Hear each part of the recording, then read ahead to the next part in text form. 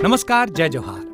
क्या आप भी गवर्नमेंट एग्जाम्स की तैयारी करना चाहते हैं? क्या आप भी मेमोरी टेक्निक्स और ट्रिक्स के जरिए बहुत ही कम समय में स्मार्ट स्टडी करना चाहते हैं? क्या आप चाहते हैं कि सीजी व्यापम टॉपर आपको पढ़ाए?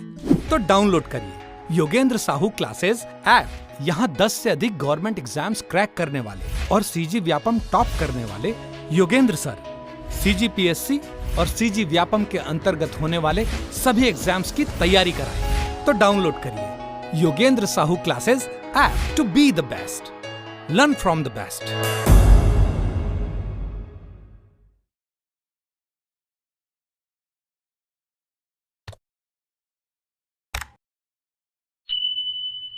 नमस्कार दोस्तों, स्वागत है आप सभी का योगेंद्र साहू ऑनलाइन क्लासेस में। मैं हूं आकाश चंद्राकर और आज हम लोग केमिस्ट्री के नॉन मेटल का एमसीक्यू करने वाले हैं। ठीक है, ये मेटल तक हम लोग कर चुके थे, आज नॉन मेटल का करेंगे। 20 एमसीक्यूज रहने वाले जिसमें हम सारे जो भी इंपॉर्टेंट नॉन मेटल्स रहते हैं उन सभी के कुछ क्वेश्चंस करेंगे। जाहिर तौर पर एक ही वीडियो में तो सारी चीज़ कवर नहीं हो पाती है, बट कोशिश करेंगे कि हम करते जाएं। फिर उसके बाद नॉन मेटल और मेटल का मिक्स क्वेश्चन भी मैं लेकर आऊँगा, आप लोगों को वो चीज़ कराऊंगा। अगर इसके आप डिटेल एक्सप्लेनेशन चाहते हैं तो आप हमारे योगेंद्र साहू क्लासेस ऐप को इंस्टॉल कर लीजिए। वहाँ से एक्सप्लेनेशन वाला एक कोर्स है मात्र 149 रुपये का, उसको परचेस करके सारी चीज़ों को ऑब्जेक्टिव फॉर्म में कुछ और एक्स्ट्रा पॉइंट्स ऐड करते हुए थ्योरी को समझते हुए उसको अच्छे तरीके से याद कर सकते हैं। उनके लिए है जिनको थ्योरी अच्छे से समझ में नहीं आता, क्योंकि अभी आने वाला जो एग्ज़ाम है वो है आपका लैब असिस्टेंट का या टेक्नीशियन का, लैब टेक्नीशियन का। ठीक है, प्रयोगशाला परिचारक।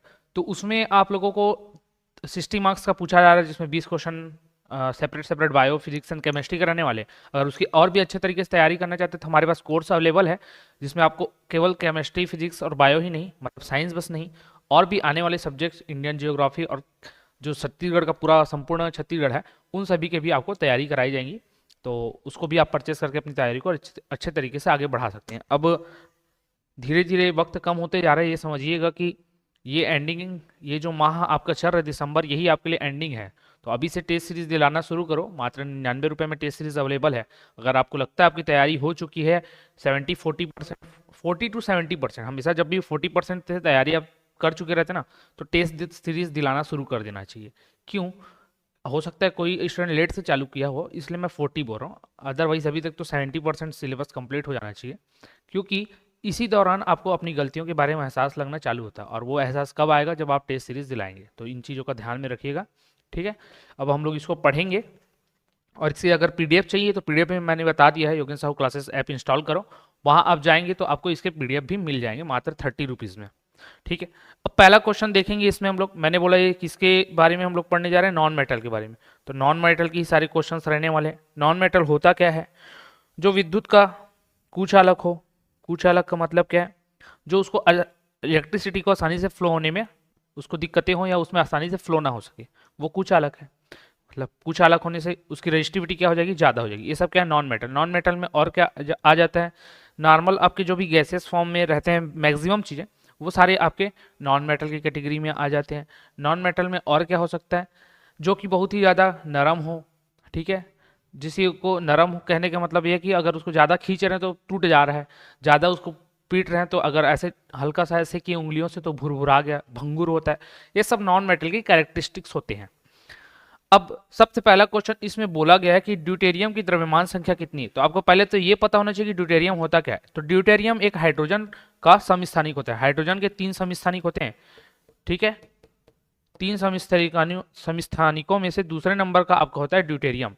ड्यूटेरियम की दूसरे नंबर का है, हाइड्रोजन का परमाणु क्रमांक 1 और द्रव्यमान संख्या 1 होता है। ठीक है, जब इसके 3 समस्थानिकों को देखते हैं तो जो H1 और 2 होता है, ये 2 क्या दिखाता है? आपके एटॉमिक मास को, ये एटॉमिक नंबर को। तो एटॉमिक मास जिसका 2 होता है हम लोग उसको ड्यूटेरियम बोलते हैं, जिसका 3 होता है उसको ट्रिटियम बोलते हैं। तो ये 2 द्रव्यमान संख्या कितनी होगी? इसकी 2 होती है। और यहीं से हम लोग बनाते हैं भारी जल। किससे बनाते हैं? इस ड्यूटेरियम का यूज करके हम लोग भारी जल का निर्माण करते हैं। ठीक, तो ड्यूटेरियम याद रहेगा किसका समस्थानिक? हाइड्रोजन का। क्वेश्चन नंबर 2 देखते हैं। जब एक जस्ता धातु के टुकड़े को हाइड्रोक्लोरिक अम्ल में रखा जाता है तो क्या होता है? कौन सी गैस उत्पन्न होती है? तो कभी भी हाइड्रोक्लोरिक अम्ल बोले, अम्ल जहां आया और वहां नए गैस निकलने की बात होती है तो हमेशा हाइड्रोजन गैस निकलता है। इतना दिमाग में फीड कर लो, क्योंकि अभी तक हम लोगों ने जितना क्लासेस देखा है, जब भी किसी धातु का, किसी अधातु का, किसी एलिमेंट का हम लोगों ने क्रिया कराया है हाइड्रोजन अम्ल के साथ में, तो हमेशा कौन सा गैस निकला था? कौन सा गैस निकलता था? Hydrogen gas. तो ये तो दिमाग में फीड कर लो कि अम्ल के साथ किसी की क्रिया हो और गैस निकलने के बाद हो तो 90% केसेस पर आपके हाइड्रोजन गैस निकलते हैं। तो यहाँ भी हाइड्रोजन गैस उत्पन्न होता है। कोई भी एक धातु लेना और HCl, हाइड्रोक्लोरिक अम्ल बोल रहा है HCl, इससे क्रिया कराकर देखना हाइड्रोजन गैस निकल जाएगा। इसके एग्जाम्पल बहुत देखा हमने सोडियम के साथ करा कर आके। क्वेश्चन नंबर 3 देखते हैं, जब एक धातु पानी के साथ अभिक्रिया करती है तो कौन सी गैस निकलती है? तो पानी के साथ अभिक्रिया करेगी तो कौन सी गैस निकलेगी? ठीक है भाई, पानी है, पानी में होता क्या है? H2O। सोडियम ले ले तो एक धातु है, क्रिया करा दो, क्या बन जाएगा? 2H2O लिख ले, 2NaOH, और इधर क्या निकल जाएगा? H2 गैस बाहर निकल जाएगा। सिंपल। तो हाइड्रोजन गैस क्या होता है? यहाँ भी बाहर निकलता है। कौन सी गैस बाहर निकलती है? हाइड्रोजन। तो पानी के साथ क्रिया कराने से भी हाइड्रोजन गैस, और आपके धातु को HCl से क्रिया कराएंगे तो भी हाइड्रोजन गैस। अब ये सब क्यों पढ़ रहे हैं सर? यहाँ तो धातु का है, आप नॉन मेटल पढ़ा रहे हैं, अधातु पढ़ा रहे हैं। तो भाई जो गैस निकल रहा है हाइड्रोजन, वो क्या है? ये गैस क्या है अपने आप में? एक कौन सा मेटल है? ये कौन सा एलिमेंट है? मेटल नहीं, कौन सा एलिमेंट है? तो नॉन मेटल। ये अधातु एलिमेंट के अंतर्गत आ जाता है, तो इसलिए उसमें पढ़ना जरूरी है। क्वेश्चन नंबर 4, निम्न में से किसका उपयोग जल की स्थायी कठोरता? अब दो प्रकार की कठोरता होती है, एक स्थायी, एक अस्थायी।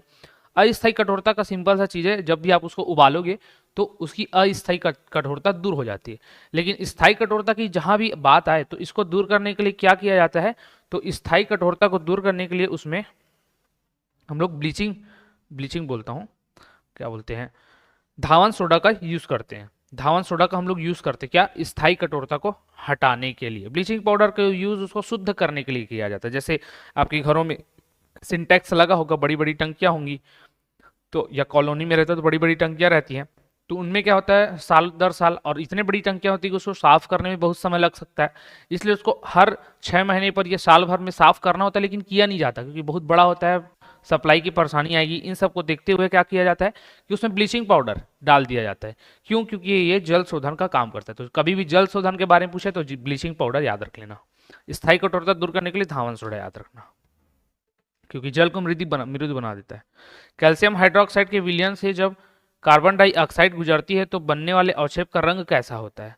तो रंग कैसा होता है? सफेद होता है। कैल्शियम हाइड्रोक्साइड मतलब क्या बोल रहे हैं? ओ, कैल्शियम हाइड्रोक्साइड मतलब क्या बोल रहे हैं? CaOH ट्वाइस की बात कर रहे हैं, ट्वाइस की बात कर रहे हैं, ठीक है। अब इसके विलयन में जब कार्बन डाइऑक्साइड गुजरती मतलब CO2 को गुजारने की बात कर रहे हैं, तो बनने वाले अवक्षेप का रंग कैसा होगा? तो पहले तो क्या बन जाएगा ये देख लो। तो ये CaCO3 बना लेता है और प्लस H2O। H2O मतलब क्या? जल। तो कार्बन डाई गैस जैसे गुजरती है तो H2O जल के साथ में CaCO3 बना लेता है। अब ये CaCO3 क्या होता है? आपका कैल्शियम कार्बोनेट। और कैल्शियम कार्बोनेट का रंग क्या होता है? सफेद। क्या होता है? सफेद। तो कैसा अवक्षेप प्राप्त होता है? आपका सफेद अवक्षेप प्राप्त होता है। तो आपका ऑप्शन नंबर डी सही होगा। समीकरण याद रखना, कभी कभी पूछता है। क्वेश्चन नंबर 6 देखते हैं। और CaOH ट्वाइस कैल्शियम हाइड्रोक्साइड को क्या बोला जाता है? बूझा हुआ चूना। ऑक्सीजन का आणविक द्रव्यमान क्या होता है? ऑक्सीजन का आणविक द्रव्यमान क्या? तो पहले O2 लिखा है। O2 से क्या समझते हो जनरली?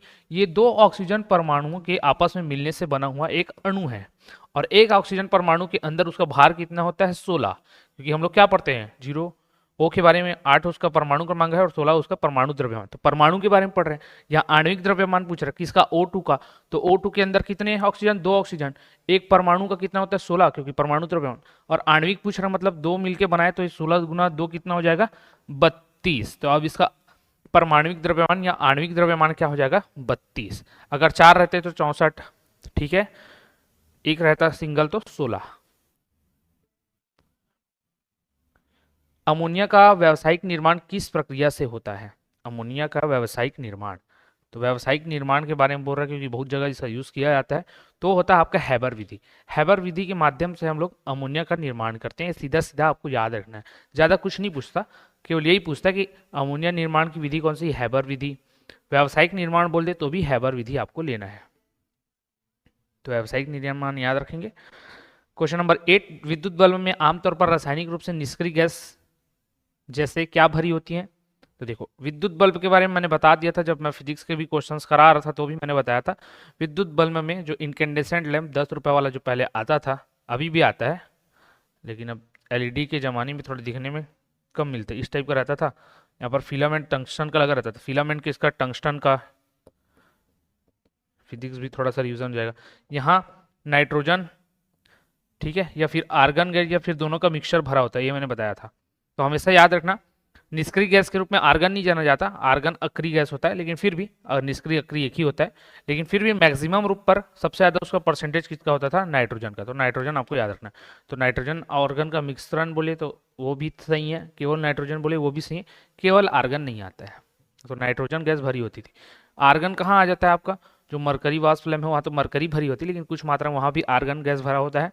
नॉर्मल जो फ्लोरेसेंट ट्यूब वाला लैंप रहता है ना, ऐसे घरों में, यहाँ पर से ऐसे लंबा सा ट्यूब लगा रहता था, इस टाइप का पहले आता था पट्टी नुमा, अब तो एलईडी आ गया, तो इसमें भरा रहता था आपका आर्गन। माचिस की तीलियों में क्या होता है, ठीक है, माचिस तीली, हम लोग जब माचिस तीली जलाते हैं तो ऐसे सामने उसका क्या रहता है, रेड कलर का रहता है माचिस के तीले में, ये ऐसे सामने।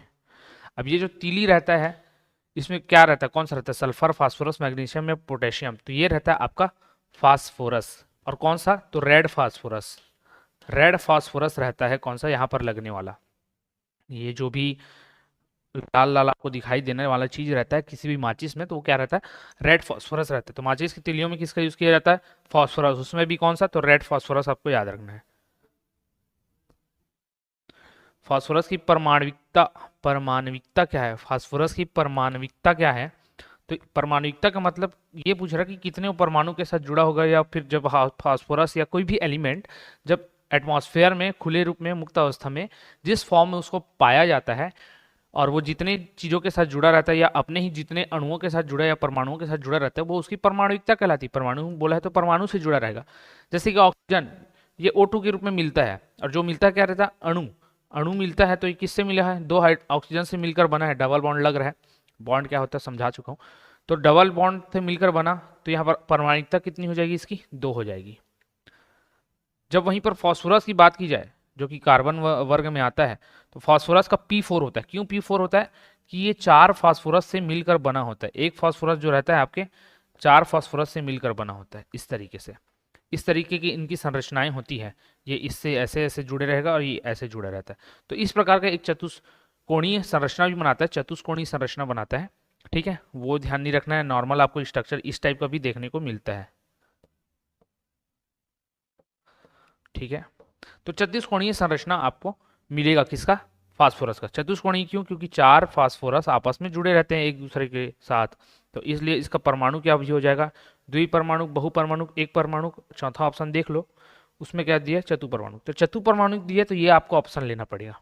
मान के चलो चतु ना दे के त्रि देता और बहु दे देता, तो द्वि, तो मतलब 2 हो गया, एक मतलब 1 हो गया। यहाँ पर चतु की जगह त्रि देता मतलब 3 की बात करें, लेकिन आपको पता है फास्फोरस किससे मिलकर बनता है, 4 थे, तो बहुपरमाणु का आंसर ले सकते हैं। लेकिन अगर चतुपरमाणु अलग से दिया है तो आपका आंसर चतुपरमाणु होगा। किसके लिए, फास्फोरस के लिए, ठीक है। कार्बन के लिए भी सेम होता है चतुपरमाणु, क्योंकि कार्बन वर्ग में आता है वो।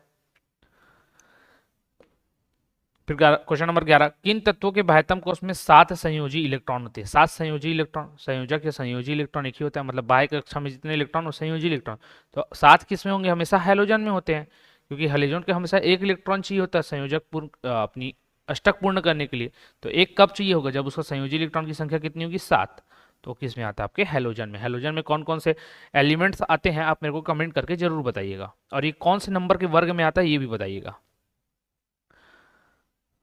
फिर क्वेश्चन नंबर 12 देखते हैं, क्लोरीन गैस का उपयोग निम्न में से किसके निर्माण में किया जाता है। तो क्लोरीन गैस का जो उपयोग होता है वो आप देखेंगे तो ब्लीचिंग पाउडर के निर्माण में होता है। किसके निर्माण में होता है, ब्लीचिंग पाउडर के निर्माण में होता है। तो CaOH ट्वाइस से जब क्लोरीन गैस को उसमें फ्लो कराया जाता है, तो आपका जो बनता है वो बनता है CaO, Cl2 और H2O जो है जल के रूप में अलग हो जाता है। समीकरण भी संतुलित हो जाता है, H2O एक और यहीं रहेगा, Ca और CaO Cl2 यहाँ भी 2 रहता है। तो ये आपका होता है कैल्शियम ऑक्सीक्लोराइड, या फिर इसी को बोला जाता है ब्लीचिंग पाउडर, या फिर ब्लीचिंग पाउडर की बोला जाता है विरंजक चूर्ण। तो ये 3 नाम याद रखना, ब्लीचिंग पाउडर बोले, कैल्शियम ऑक्सीक्लोराइड बोले, या विरंजक चूर्ण बोले, एक ही है फॉर्मूला CaO Cl2। तो कब, जब क्लोरीन गैस का उपयोग किसके निर्माण में किया जाता है, तो ब्लीचिंग पाउडर के निर्माण में किया जाता है। ये निर्माण की बात हुई। और क्लोरीन क्या काम करता है, तो रंग को उड़ाने का, ब्लीचिंग पाउडर का वही काम है। क्वेश्चन नंबर 13, निम्नलिखित में से किस हैलोजन का क्वथनांक उच्चतम होता है। क्वथनांक का मतलब क्या, बॉइलिंग पॉइंट, वो कितने टेम्परेचर पर उबलेगा या द्रवित होकर वाष्प में कन्वर्ट होगा। तो जो जितना कठोर होगा वो उतने ही लेट से क्या होगा, द्रव में कन्वर्ट होता है। तो जितना ज़्यादा सॉलिड, सॉलिड कौन होता है, धातु, अधातु तो होता नहीं है, ठीक है। और अधातु भी सॉलिड कब होगा, जब उसमें धात्विक गुण की मात्रा ज़्यादा होगी। और धात्विक गुण की मात्रा कब होती है, किसी भी आवर्त में या वर्ग में ऊपर से नीचे। ये आपका पीरियोडिक टेबल होता है, इसमें देखेंगे तो ऊपर से नीचे आने पर धात्विक गुण बढ़ता है। कौन सा गुण, धात्विक गुण बढ़ता है। और ये बढ़ेगा तो नीचे आने वाले के क्वथनांक भी क्या होते जाएंगे, बढ़ते जाएंगे। तो नीचे आने पर क्वथनांक बढ़ते जाएंगे। तो ऑप्शन देख लेते हैं, फ्लोरीन, ब्रोमीन, क्लोरीन और आयोडीन दिया है। चौथा नंबर का क्या दिया, आयोडीन। अब इसी देखो, इसको देखेंगे हम लोग तो ये सारे के सारे एक ही वर्ग में आते हैं। कौन सा वर्ग मैं नहीं बताऊंगा, ठीक है, कमेंट करके बताइएगा। तो ये एक ही वर्ग में आते हैं। और सभी वर्ग में जब आप लाइन से देखेंगे कि फ्लोरीन आया, फिर क्लोरीन आया, फिर ब्रोमीन आया, फिर आयोडीन आया, फिर एस्टेटीन आया, तो उसमें जब नीचे नीचे जाएंगे तो नीचे की ओर जाने से क्या हो जाता है, उसका धात्विक गुण बढ़ता है। और धात्विक गुण बढ़ेगा तो क्वथनांक भी बढ़ जाएगा, क्योंकि धातु का क्वथनांक क्या होता है, ज़्यादा होता है हमेशा। तो ये आपका आयोडीन सही आंसर होगा, option number D. I hope समझ पाए होंगे आप लोग, ऑप्शन नंबर डी आपका सही हो जाएगा। आप सभी लोगों को एक चीज़ बताना चाहूँगा कि हमारे चैनल को ज़्यादा से ज़्यादा जिन लोगों ने अभी तक सब्सक्राइब नहीं किया, करके रखिएगा। इस सेशन को ज़्यादा से ज़्यादा शेयर कीजिएगा। सब्सक्राइब करने से आपका ज़्यादा फायदा है कि तुरंत आपको नोटिफिकेशन मिल जाता है कोई भी अगर वीडियो उसमें अपलोड होता है। तो सब्सक्राइब जरूर करना, ठीक है। क्वेश्चन नंबर 14 देखते हैं। एक अणु में हैलोजन परमाणु द्वारा इलेक्ट्रॉनों को आकर्षित करने का गुण है। तो आकर्षित करने का गुण क्या होता है, देखो कई जगह मैंने जब इलेक्ट्रॉन बंधुता समझाया है तो मैंने ये बताया था कि वो कितना इलेक्ट्रॉन ग्रहण कर सकता है, वो इसकी इलेक्ट्रॉन बंधुता कहलाती है, क्योंकि ये बंधुता शब्द आ जाता है, ठीक है। बट आपकी इसके स्पेसिफिक या परिभाषा के रूप में आप इसको समझने के लिए जाएंगे तो इलेक्ट्रॉन बंधुता क्या होता है जनरली बता देता हूँ, क्योंकि कन्फ्यूजन दूर करना है। तो बाहरी कक्षक में इलेक्ट्रॉन को एंटर कराने के लिए जो एनर्जी की आवश्यकता होती है वो इलेक्ट्रॉन बंधुता कहलाती है, ठीक है। या फिर कोई परमाणु अपने बाहरी कक्षक में इलेक्ट्रॉन को लेने के लिए जितना एनर्जी का रिक्वायरमेंट रखता है वो इलेक्ट्रॉन बंधुता कहलाती है, ठीक है। लेकिन इलेक्ट्रॉनों को आकर्षित करने का गुण कब आता है, आकर्षित करने का गुण क्या कहलाता है, वो उसकी इलेक्ट्रोनेगेटिविटी या विद्युत ऋणात्मकता कहलाती है। क्यों, क्योंकि इलेक्ट्रॉन कौन सा चार्ज रखता है, नेगेटिव चार्ज। और किसी भी अगर आप पॉजिटिव चार्ज को अट्रैक्ट कर रहे हो, पॉजिटिव चीज़ों को अट्रैक्ट कर रहे हो, तो आपको क्या बोला जाएगा कि आप पॉजिटिव को अट्रैक्ट करते हो, ठीक है। और पॉजिटिव परमाणु में क्या होता है, प्रोटॉन को, तो प्रोटॉन को अट्रैक्ट कर रहे हो। और अगर आप नेगेटिव चीज़ों को रखने का प्रयास करें तो आपकी विद्युत ऋणात्मक क्या हो जाएगी, ऋणात्मक हो जाएगी। और ऋणात्मक किसकी होती है, इलेक्ट्रॉनों की। तो इलेक्ट्रॉनों को आकर्षित करने का गुण क्या कहलाता है, विद्युत ऋणात्मकता कहलाता है। सेम अगर इलेक्ट्रॉनों को त्याग करने का गुण क्या कहलाएगा, तो वो धनात्मकता कहला जाएगा, ठीक है। तो बंधुता क्या होती है मैंने समझा दिया, तो इसका आंसर विद्युत ऋणात्मकता आएगा, ये ध्यान रखना। तो सहसंयोजी बंध जब भी बनाते हैं तो कोई भी यौगिक सहसंयोजी बंध में जुड़ता है, और जब वो किसी से इलेक्ट्रॉन या फिर आयनिक बंध में जुड़ता है तो वो इलेक्ट्रॉन ग्रहण करने का अगर प्रयास कर रहा है तो उसकी विद्युत ऋणात्मकता क्या होगी, अधिक होगी, तभी वो इलेक्ट्रॉन को आकर्षित कर पाएगा, नहीं तो नहीं कर पाएगा। जैसे कि एग्जाम्पल भी सोडियम और क्लोरीन का देख लेते हैं, उसको अच्छे समझ लो। सोडियम का 11 होता है, तो 11 में क्या है, 2, 8 और 1 का विन्यास होता है। एक इलेक्ट्रॉन देने का भाव रखता है, इसलिए इसका इलेक्ट्रोनेगेटिविटी क्या होती है, बहुत ही कम होती है। ये क्या होता है, इलेक्ट्रो पॉजिटिव होता है, Na+ ऐसे लिखते हैं। क्लोरीन का वहीं पर क्या होता है, 17 होता है, तो इसका क्या होता है, 2, 8 और 7। ये एक इलेक्ट्रॉन ग्रहण करने का गुण रखता है, इसलिए इसमें नेगेटिव चार्ज लगता है, और यही क्या कहलाती है, इसकी विद्युत ऋणात्मकता। तो देखो कि इसमें ज़्यादा है, क्लोरीन में ज़्यादा है, क्यों, क्योंकि इसने इलेक्ट्रॉन को ग्रहण किया है, तो इसलिए इसकी विद्युत ऋणात्मकता ज़्यादा होगी, ठीक है। निम्न में से कौन सी गैस अजनबी गैस के नाम से जानी जाती है, तो जीनॉन को अजनबी गैस बोलते हैं। Xe इसका परमाणु क्रमांक 54 होता है। और अजनबी किस लिए बोला जाता है, क्योंकि जीनॉन को जब आप लोग उसके लैटिन भाषा में जाएंगे तो उसका मतलब अजनबी या गुमशुदा के जैसा होता है, ठीक है। तो इसी वजह से इसको अजनबी गैस बस बोला जाता है, इतना ही ध्यान रखना, और कुछ इसमें विशेष नहीं है अजनबी गैस कहने के पीछे, ठीक है। और इसी के पूरे अकरी गैस की लिस्ट में देखेंगे तो सर्वाधिक जो यौगिक बनाने वाला तत्व है या एलिमेंट है वो कौन सा होता है, आपका जीनॉन होता है। फिर रबड़ को ताकत प्रदान करने, अधिकतम लोच और स्थायित्व प्रदान करने हेतु सल्फर और ताप से उपचारित करने की प्रक्रिया को क्या कहते हैं, तो ये पूरा डेफिनेशन लिख दिया है, और इसी को बोला जाता है वल्कनाइजेशन या फिर सल्फरीकरण। क्योंकि रबड़ है, रबड़ अपने आप में जब शुद्ध अवस्था में पाया जाता है तो बहुत ही लचीला होता है और बहुत ही जल्दी टूटने वाला होता है, और आसानी से आप उसको अलग अलग कर सकते हैं।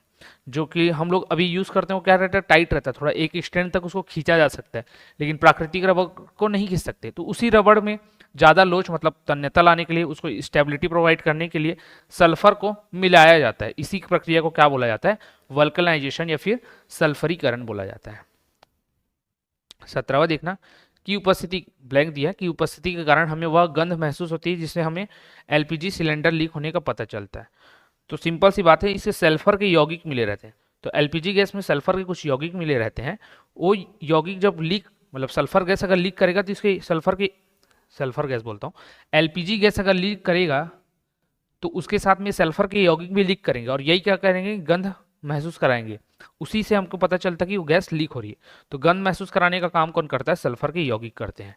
ठीक है, एलपीजी गैस के प्रमुख जो ईंधन के रूप में इसमें मिलने वाले तत्व कौन कौन से होते हैं, या फिर गैस या मिश्रण एलपीजी गैस की मिश्रणों से मिलकर बना होता है, कमेंट करके जरूर बताना।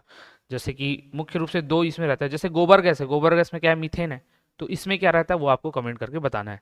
साथ में ये बताना कि सल्फर का परमाणु क्रमांक कितना है, फिर सल्फर की परमाणुविकता कितनी होती है, सल्फर की परमाणुविकता कितनी होती है। तो सल्फर आपको पता होना चाहिए, ये क्या होता है, बहुपरमाणुक होता है। क्या होता है, बहुपरमाणुक, क्यों, क्योंकि जैसे P4 प्राप्त हुआ, O2 प्राप्त हो, उसी प्रकार के ये S8 प्राप्त होता है। S8 मतलब ये 8 परमाणु आपस में जुड़कर वायुमंडल में प्राप्त होते हैं। तो 8 परमाणु जुड़े हुए रहते हैं, इसलिए इसकी परमाणुता कितनी हो जाती है, 8। और 8 2 3 से ज्यादा है, इसलिए इसको क्या बोला जाता है, बहुपरमाणु बोला जाता है। कैसे रहता है स्ट्रक्चर एक बार समझ लो। ठीक है,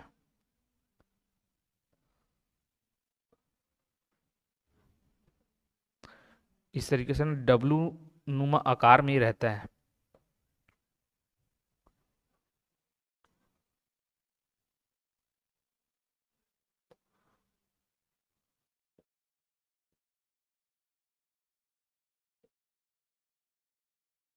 इस तरीके का ना एक डब्लू नुमा आकृति बनाता है, कौन, आपका सल्फर। ठीक, तो इसको याद रखना, डब्लू नुमा आकृति भी बनता है, और S8 इसका रिप्रेजेंटेशन रहता है। ऐसे 3 3 और 2 इसके फॉर्मेशन में बनता है, या फिर 4 3 के फॉर्मेशन में बनता है। इतना आपको ध्यान रखना है। तो क्या होता है, ये बहुपरमाणु कैसे प्राप्त होता है, तो S8 के रूप में प्राप्त होता है, ये भी आपको ध्यान रखना है। आकृति तो देकर नहीं पूछता बहुपरमाणु होता है कि नहीं होता, और सिंबल को पूछता है, S8 है, S3 है, S5 है, क्या है, तो याद रखना है। क्वेश्चन नंबर 19, शुष्क बर्फ क्या होता है, तो सिर्फ बर्फ होता है आपका ठोस कार्बन डाइऑक्साइड। ठोस कार्बन डाइऑक्साइड क्या होगा, तो CO2 जो हम लोग बनाते हैं, CO2 जो बोलते हैं नॉर्मल प्रकृति में जो पाया जाता है, तो गैसीय अवस्था में जब इसको बहुत ही ज़्यादा दाब पर ना ठोस कर दिया जाता है, बहुत ही ज़्यादा दाब पर, ताप नहीं बोल रहा हूँ, दाब पर, प्रेशर के साथ उसको ठोस कर दिया जाता है, प्रेशर लगाया जाता है CO2 के ऊपर, तो गैसियस रूप से आपके ठोस कंडीशन में चले जाता है। इसी को ही हम लोग शुष्क बर्फ के रूप में जानते हैं। ठीक है, तो प्रोसेस भी बता दिया किस तरीके से उसको ठोस बनाया जाता है। फिर ब्लैंक में, प्रत्येक कार्बन परमाणु 4 अन्य कार्बन परमाणु से बंधे होते हैं जो एक दृढ़ त्रिआयामी मतलब 3 डायमेंशनल स्ट्रक्चर का निर्माण करते हैं, उसे क्या बोलते हैं, तो ये रहता है आपका डायमंड। क्योंकि डायमंड को आप देखोगे तो इस तरीके से वो चमकते रहता है, ऐसा क्यों, और इसके फिर ये इसी तरीके से केवल ऐसे बस नहीं रहता, इसमें फिर ऐसे आप जाएंगे तो यहाँ से फिर ये इस तरीके का स्ट्रक्चर दिखेगा, यहाँ जाएंगे तो फिर ये ऐसे दिखता है, फिर लगातार ऐसे बढ़ते रहता है। ठीक है, तो एक तरीके का ये क्या हो जाता है, आपका डायमंड का शेप इस तरीके से बढ़ते जाता है। और किस पैटर्न में, सर्टेन पैटर्न में, तो 4 के कार्बन परमाणुओं के सर्टेन पैटर्न में बढ़ता है, जैसे C। और अभी मैंने C ग्रुप सल्फर के बारे में भी बताया था, सल्फर बोलता हूँ, फास्फोरस के बारे में, वो भी क्या होता है, चतुष्परमाणु। तो ये भी क्या होगा, चतुष्परमाणुक होता है, इसकी भी संरचना। ठीक है, तो इसको भी आपको ध्यान में रखना। तो इसी चतुष्परमाणुक संरचना के कारण ये जो रहता है डायमंड आपका चमकता भी है, और इसी 3 आयामी संरचना भी क्या हो जाती है आपके इसके अनुसार दिखाई देती है। तो क्या रहती है डायमंड की अगर संरचना के बारे में बोला जाए तो कैसा रहता है, तो चतुष्परमाणुक होता है, ये भी याद रखना। ठीक है, क्योंकि यहाँ पर लिखा भी गया है कार्बन परमाणु 4 अन्य कार्बन परमाणुओं से बंधे होते हैं, और उसी को हम लोग क्या बोलते हैं, चतुष्परमाणुक संरचना। तो किस में होता है, किसके, कार्बन के कौन से अपरूप में दिखाई देगा, मीथेन में नहीं देता है, दिखता है किसमें, डायमंड में, डायमंड में आपको दिखाई देगा। इसके अपरूप में आप कोयले के बारे में भी पढ़ते हैं, तो वो भी अपरूप तो है लेकिन उसमें भी दिखाई नहीं देता, केवल डायमंड बस में ये संरचना आपको दिखाई देती है, ये ध्यान रखना। ठीक है, तो ये थे आपके टॉप 20 क्वेश्चंस जो कि नॉन मेटल से रिलेटेड थे। इसे और भी हम मेटल और नॉन मेटल मिलाकर मिक्स क्वेश्चंस करेंगे। सेशन अच्छा लगा हो तो बताइएगा कमेंट करके, और जो भी क्वेश्चंस मैंने पूछे उसका कमेंट में आप लोग आंसर नहीं करते तो सभी स्टूडेंट्स किया कीजिए, नहीं पता तो सर्च करके किया कीजिए, ताकि क्वेश्चंस आपको दिमाग में बैठे, याद रहे कि हाँ ये क्वेश्चन का जवाब मैंने इस तरीके से खोजबीन करके बताया था, तो दिमाग में फिट हो जाता है। तो उसके पीछे भी एफर्ट लगाएंगे तो वो भी दिमाग में रहेगा। ठीक है, तैयारी केवल पढ़ने से भी नहीं होती, थोड़े से एक्टिविटी भी करने से होती है। तो उन एक्टिविटियों पर आप ध्यान दें, कमेंट जरूर करते रहिए और लाइक भी कर दीजिएगा अगर क्लासेस अच्छा लगा हो। ठीक है, तो इस वीडियो में इतना ही रखते हैं। धन्यवाद।